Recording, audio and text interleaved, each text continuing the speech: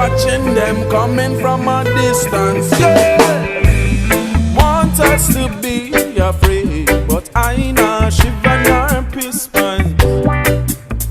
Lion not soldier, Jah is my shield and my resistance. So let them say what they want, 'cause we no response living in hard road with a rough life journey. War zones, but your love surround me. Whoa, hard road with a rough life journey.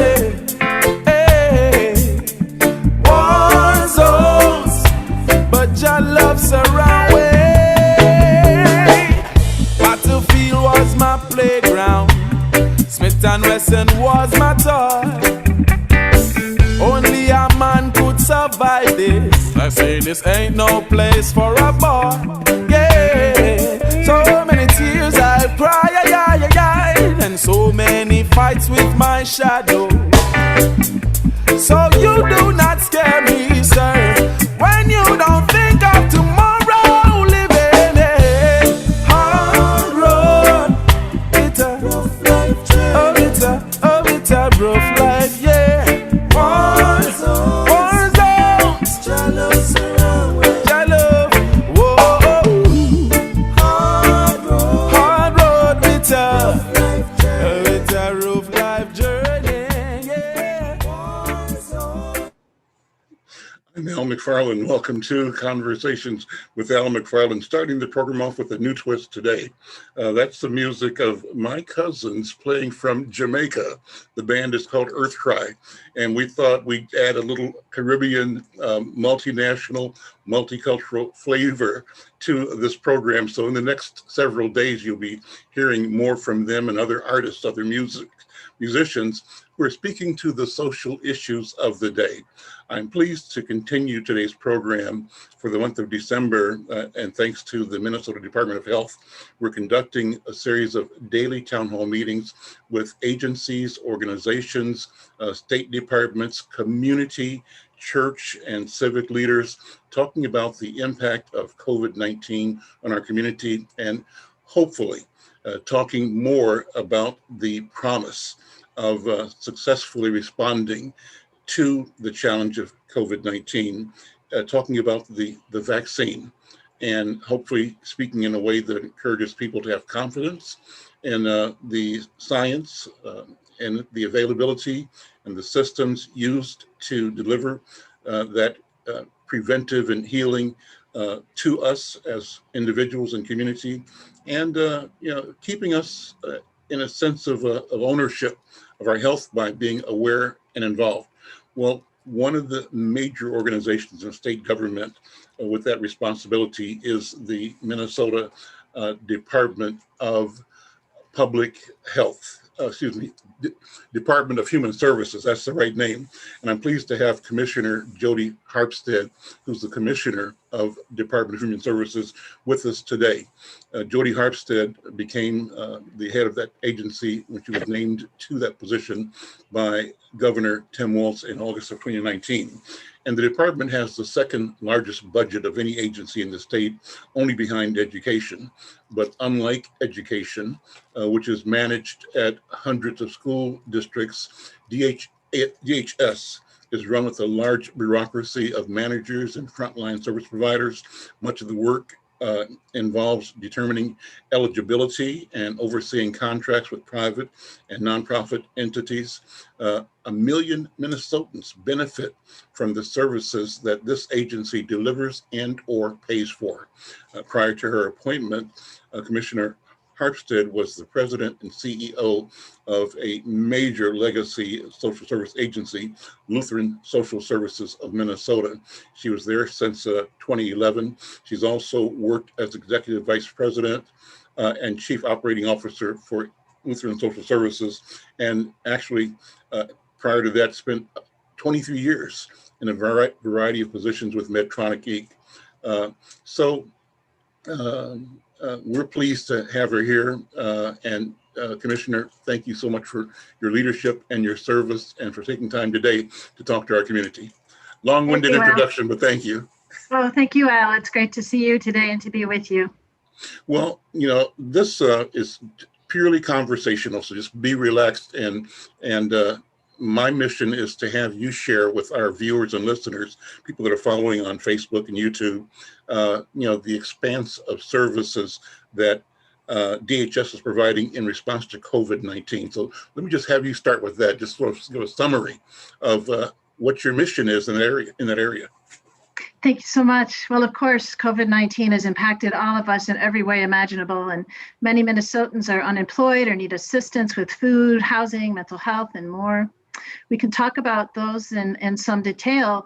One thing I want to get out there right away is that the very best place for people to go to understand what we're doing for COVID is the website mn.gov/COVID-19. Easy to remember. It's a one-stop shop that's got everything on it, from the Department of Human Services to the Department of Health, to the Department of Economic and Employment Development. And so it's one place to go to find everything that's available in state government. As you said, I lead the Department of Human Services. We actually directly impact about 1.7 million Minnesotans in one way or another, three of every 10 state residents. We work with counties and tribes, and so most people don't come to the Department of Human Services for support. They go to their county or their tribe to establish eligibility. And then the services can be provided by the counties and tribes, but are also very often delivered by community partners in the nonprofit sector to provide healthcare, economic assistance, childcare, services for people with disabilities, and so much more. We also administer the Minnesota Medicaid healthcare benefit. And so anybody who uses Medicaid or Minnesota Care is paid for by the Department of Human Services and regulated by the department, which gives us, that's what makes up the bulk of our $17 billion annual budget. So we fund and regulate benefits and services that support Minnesotans to live full lives in community and achieve their highest potential. That includes older adults, people with disabilities, families, children, BIPOC neighbors, rural neighbors, LGBTQIA+ neighbors. We also have a whole system of direct care and treatment services. So we have a healthcare system largely committed to behavioral health, which is about the same size as the Central Care system in central Minnesota, if you want to kind of compare it. We serve people who other providers cannot or will not serve, including people with serious mental illness, criminal records, sex offenders, and those with the most intense needs. That actually makes up 2/3 of our employees, but most of our budget goes to the Medicaid healthcare. During COVID, we started right away in March by being granted an executive order to flex rules and regulations to make it easier for counties, tribes, and providers to do their work. And we have now flexed over 105 rules and regulations that we usually spend our days trying to meet. But we've been able to make flexibility available so providers, counties, and tribes can get their work done remotely or in other ways to reduce paperwork and allow them to spend their time serving people and not just doing assessments and reviews and turning in reports and things. And so it's been fascinating to see what it was that we could do to make life easier, to keep things going through COVID, and that's how we've been spending our time.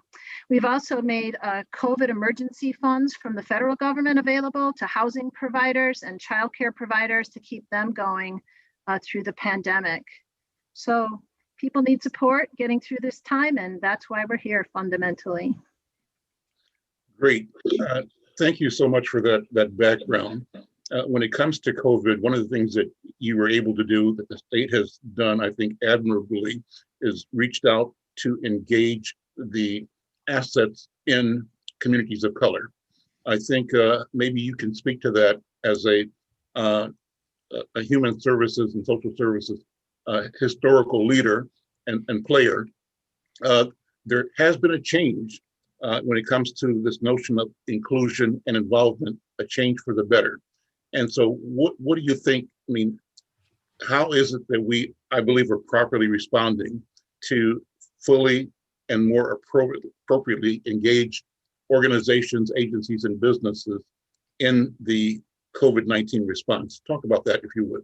Yes, thank you. I think this administration, for one, has done far more listening to community than has been historically the case. We've been working diligently to build relationships with our tribal nations, to build relationships with community providers across the state of all different kinds. I was spending a lot of my time in the beginning days as commissioner in evening listening sessions led by the Department of Human Rights, Commissioner Rebecca Lucero. Mm-hmm. She got very deeply engaged, of course, with the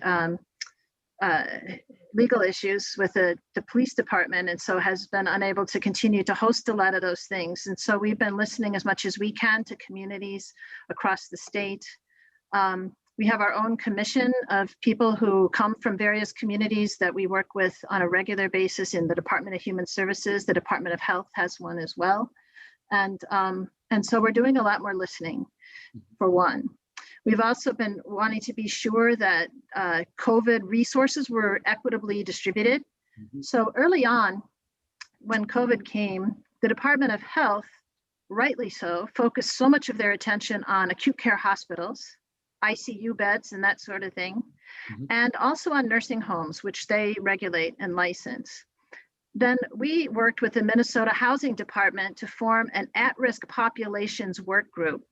And through that, we disaggregated the data on who we serve in group homes for people with disabilities, substance use disorder residential facilities, mental health residential facilities. And then we went to home care, PCAs, and then homeless shelters and the unsheltered homeless on the street, and brought the attention of all those groups to the Department of Health to be sure that all those groups also got attention for PPE, testing, emergency staffing, and soon vaccination. And so we continue to hold up all of those services where people are going to be in close contact with the people they support, mm-hmm. in addition to the traditional acute care hospitals and nursing homes. And so we've raised so much visibility to those other services that everybody's now got on their radar screen and talking about, that we're working to be sure that everyone gets equal access to all of the things that they've needed to get through this pandemic. What a massive undertaking. And I love the way you've described it, sort of contextualized the overview, the broad strategy that seeks to leave no element of the community unattended and at the margin. And to me, Commissioner, it's about discovering how we engage the community in its own agency, own healing, our own response. And I think you're doing that. So, for example, you manage a lot of grants, as does the health department. And I think, you can correct me if I'm wrong, your intent is to both support and motivate the capacity of communities to step forward and be part of the solution side of the equation. None of us wants to keep admiring these beautiful problems. It's bigger than something to study. Action is required right now, and I think you're leaning into it and leading. Respond to that if you would. Yes, thank you. Yes, and we're just beginning. We have a lot of work to do to make sure state resources are equitably distributed in our communities. So one of the things that I found when I got to the Department of Human Services was several places in our work where we were able to provide technical assistance to enable small startup nonprofits who may be neighborhood based to be able to apply for state grants and to be able to use state grant money well, and be able to do all the reports that come with state grants and that sort of thing. So that rather than just make the money available or to do RFPs and hand them to the usual suspects, we've been working to make sure that organizations who are trying to get into the mix have the technical assistance they need to do that. We need to do much more of that. And so just getting started. I will tell you that in my first year as commissioner, my greatest learning is that the people who get heard in state government tend to be the people who can already afford lobbyists, professional societies, PR campaigns, etc. And if I don't reach out deliberately to community all over Minnesota and do some deep listening to people who can't afford those resources, then the resources keep going to the same people and the same organizations. And so I think it's a lot of work. It's not just saying we're going to try to distribute resources equitably. We really need to change processes and systems and go out of our way to do greater listening across the community. And as you pointed to also, making more organizations eligible to apply for grants. I'm very proud of the work we were just kicking off across state government, led by our Department of Administration, Commissioner Alice Roberts Davis, called Equity and Grant Making. She's collected information on every single grant coming out of the state of Minnesota, and we're going to examine who they go to. Wow. And we've never added that all up before. Nope. And so I'm really eager to see that report and see how it looks so far. And then we want to commit to seeing what we can do to be sure, of course, that resources are equitably distributed. So that leads to a principle. And the principle is, number one, we need to have high expectations of ourselves individually and as families, citizens, and therefore high expectations of those who serve us in state government. But high expectations, as important as it is not enough. And what's required to make high expectations viable is high inspection. And what you've just described is a policy and a strategy to inspect a history of practice and policy that we assume was working okay, but now we'll know because we'll have the data, right? And that's a big game changer, I think. Yeah, even when we like to believe we've been doing things equitably, we need to measure it and ask ourselves, how are we really? Yeah. And so you describe the ability to move through flexibility. The governor's strategy has afforded you and your department to, for example, make 105 rule changes, right? Make them more flexible. How much change will be at the end of COVID-19? COVID has disrupted everything. How you work, where you work, what you do at work. Will people really fully, you've got thousands of employees, will they all have to come back? Are you discovering, for example, that some of them may be more effective working differently? Are there going to be options in the future that we hadn't anticipated, but we hadn't had the crisis that we have now? What do you think? Marvelous question. And of course, who was it that said you should never miss the opportunity to take advantage of a good crisis? And then my real favorite quote is our own Lieutenant Governor, who always says, let's not get back to normal, let's get back to better. There we go. We are, first of all, among our employees learning that we have been able to run the Department of Human Services with so many of our policy employees in St. Paul working remotely. Of course, I mentioned that 2/3 of our employees do direct care and treatment across the state of Minnesota, and they're going to work every day. They're our frontline healthcare heroes. But the rest of us who fund and regulate services across the state are working remotely, and it's working very well overall. We are just coming, of course, to the end of 2020, and this is the time when we do performance reviews and we look back and ask ourselves, did we achieve our objectives this year? And I've been just astounded at how the department's been able to not only respond to COVID, but keep up some of the other things that we were trying to do throughout the year. You know, in some ways, when you sit at that chair all day at your home, instead of driving back and forth to the office and driving off to local meetings, you can be very productive. Yeah. And so we've been able to do a lot of our work remotely. And of course, many of our employees had asked if they could work remotely before COVID. And now we're discovering how well many people can. And so we are looking at potentially having more people work remotely after COVID. We have recently begun to talk about moving out of a couple of rental spaces in St. Paul and moving people back to our building, knowing that more of our employees will end up working remotely after COVID and we won't need all the space in our state-owned building, which has a nice... What's the good and bad of that? I mean, the good part is, you know, I think you're spot on talking about increased efficiency when you don't have to drive, you know, a half an hour there and back 3-4 times a day for meetings. That's time you could be sitting and working, networking, thinking. And I think you're benefiting. I'm benefiting from that personally. I love it. But then the question is, my office is sitting pretty much empty. I'll go to my office daily to get the mail and then come back. So you are my story about 1 million times bigger, right? Yeah. What's that mean for real estate and for the economy when you contract the organization and don't have to pay the rent? What's the ripple effect? And is there an offsetting benefit and gain, both in productivity and in other revenues, so that net the society benefits? Yeah, it's a good question. And I think there's going to be a big shift in real estate, office real estate after COVID, if it hasn't happened already, or it's not happening as we speak, because of that. And so I can't speak to that. I'm not a real estate expert, but I think I hope there are enough economic opportunities as our economy comes back to fill those spaces and support those landlords at the same time that some of us are contracting and saving precious state resources on rent, and consolidating to only the space that we need, and then allowing employees the flexibility to work from home if that works for them and their families. But how it all shakes out, there's a lot of moving parts there. It's hard to know. I also wanted to just mention what we're also learning by our remote services, not just our employees working remotely. I think the biggest change that we've implemented during COVID is what I call tele-everything, from telemedicine to tele-assessments to tele-reviews, et cetera. And we're discovering that a lot of that can effectively be done remotely.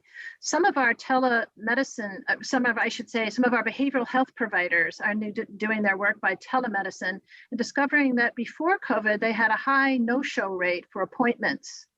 And now they're having a very low no-show rate. So many providers are delivering a lot more behavioral health per week than they used to, because they just pick up the phone. The appointment starts when someone answers the phone, and off you go. And so people that have had transportation issues getting to their appointments, or just juggling so many things in their lives that they're not taking care of their own behavioral health, are able to get their appointments in by just answering the phone. And so that's not going to be true for everyone. Some people are going to need in-person visits, and we've tried to make those available when people really needed them. But I think that's going to transform behavioral health as we come out of COVID. So in the summer, at one of the special sessions, our legislators supported us with extending some of the waivers we had put in place for the peacetime emergency into the 21 session, and actually to the end of the 21 session, giving them this whole next legislative session to consider putting some of these things in place as permanent policy and not just for the pandemic. So we'll see how that conversation goes with the legislature, but I think there's great possibility in being able to continue to offer remote services when people need them that way, and in-person services when people need them that way. Let me give you a story that gives evidence of what you're saying. I just got off of a call a few minutes ago. My company is a part of a project led by the African American Child Wellness Institute, and they've got a project that you're funding the department's funding for crisis counseling Yes. in COVID-19. And they've engaged my company to communicate what they're doing to the audiences that we reach, Black and brown people, primarily in Hennepin County, for this project. But we just left a training where they were going down and teaching all of the members of the project how to use forms that you all are providing. And it's training and explaining, and I can tell you it's working. So I'm just validating and confirming that your processes do work, and they are transmittable and therefore accessible and usable and practical. Well, so many of us this year have learned to unmute and to set up our cameras and to share the Powerball as we're talking to each other. Sure. And it's amazing how quickly people learned those skills. I'm even impressed.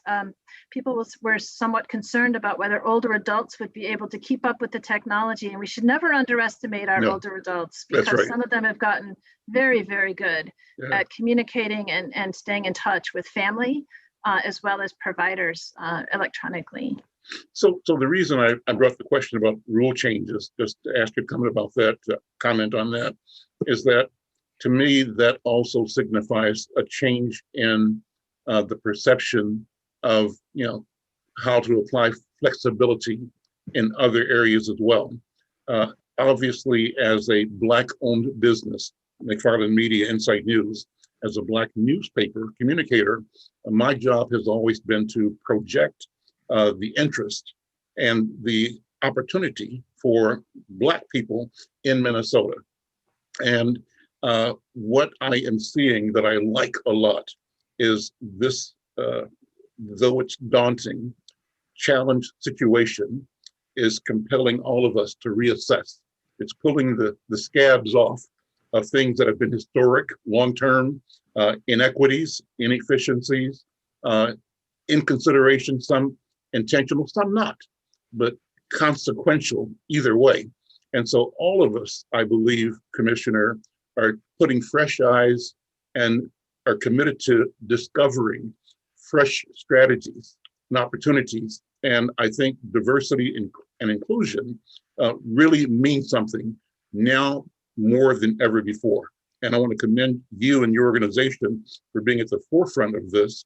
I think the governor, with his approach of ensuring that communities of color are at the table of decision and have access to the resources that they need to bring their solutions to the problems they experience, that they have firsthand knowledge of. I think we're on that path. So the question is, with the ability to change rules, do you predict or feel that it's going to also open the door for more opportunity for agencies, nonprofits, businesses that we haven't had as part of the equation to be part of it in the future? Is this a game changer altogether for how we relate and how we handle our shared and mutual responsibilities? The last note on that, the state is talking about the shifting demographics. Our governor has talked about the need to engage Black and brown and other ethnic communities differently, because that is who is going to be the workforce for the state of Minnesota in the years forward. And if we don't take the time now to open the door, train, invite, promote, we will suffer as a state. What do you think about that whole scenario that I've mentioned? Well, that's absolutely true. And I would say, and I think you know, that the Walz-Flanagan administration started with a commitment to diversity and a commitment to doing something about racism in Minnesota. COVID has made that even strikingly clearer. And of course, the death of George Floyd this year has raised a lot of awareness among people that weren't paying attention to these issues. And so I will tell you that the Department of Human Services, we embarked on an initiative to make the department an anti-racist multicultural organization in the spring. I brought Dr. Karen McKinney from Bethel University in to be our DHS equity officer. We just spent 4 hours yesterday with our senior management team in an anti-racism training. So we're doing a lot of training. We're looking at our intercultural development inventories and understanding where we are all starting from.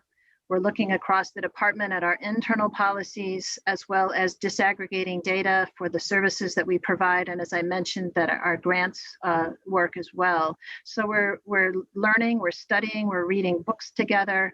We're exploring the traditional distribution of benefits and resources, and challenging and asking ourselves if there's a better way. You probably saw the article in the Star Tribune about racism in the Department of Human Services. Yes. We have a lot of work to do. There's no doubt about that. And we're getting at it. We're getting at it in earnest. We have a strategic anti-racism team inside the department that has been in conversation with me on a regular basis. We are challenging each other. We're having difficult conversations. We're working through them. We're looking at racism as a crisis in Minnesota. Mm-hmm. We're looking at ways to co-create with community, and just looking at everything we've done historically and how we can do a better job. And it's an enormous thing to tackle, as you know. And so we're getting at it. We're getting at it in earnest. It's going to take something, but we hope to make progress along the way. We've already put in place a new hiring and retention plan for employees inside the department, and changing some of the longstanding DHS policies that have stood for far too long, that have favored some employees over others for development opportunities and promotion, mm-hmm. and continuing to look at what else we can do to make opportunity available for everyone. A lot of work to do, a lot of commitment to do it. Commissioner, I want to thank you for taking out some Saturday to have this conversation with me. I think it's an important conversation, but I want to compliment you on how you have presented and your commitment to exploring the tough stuff, you know, and I think that if we all do that, we'll be successful in creating the transformation that we seek, that we know we must attain to be viable and to be our best selves as human beings. Yeah. Final word you want to share, what instruction or advice you'd like community organizations to know as they approach you and partner with you in creating community and problem solving? Yeah. I think we have a lot of mutual work to do, and us reaching out to listen, and organizations reaching in to talk to us. And everybody's busy just getting their work done. So spending the time trying to reach out and get to know each other and develop relationship is going to take something on top of the regular work. And we're committed to that. And I hope organizations in the community are as well. And we plan to just keep pressing forward, not looking back, and working to make greater opportunity available for all. I would like to repeat one more time, Al, Please. That if anyone in the community needs support during COVID, and so many people may not have thought about it, may not have dared, may not have been brave enough to reach out, mn.gov/COVID-19 shows you so many of the things that are available to help families and communities get through this pandemic. And please take a look at the resources that are available. I'd like to also invite you, Commissioner, to come back anytime and let's have a way to bring out some of your team leaders on a regular basis, because I think the key is shifting the narrative, having conversations that are robust and expansive, and that because of their visibility, their frequency, the positioning, they create a vocabulary in the community that allows us to articulate a future that's different from what we've experienced in the past. So thank you for leadership and service, and let's make this happen. Will do. Thank you, Al. Thank you, Jody. Bye-bye.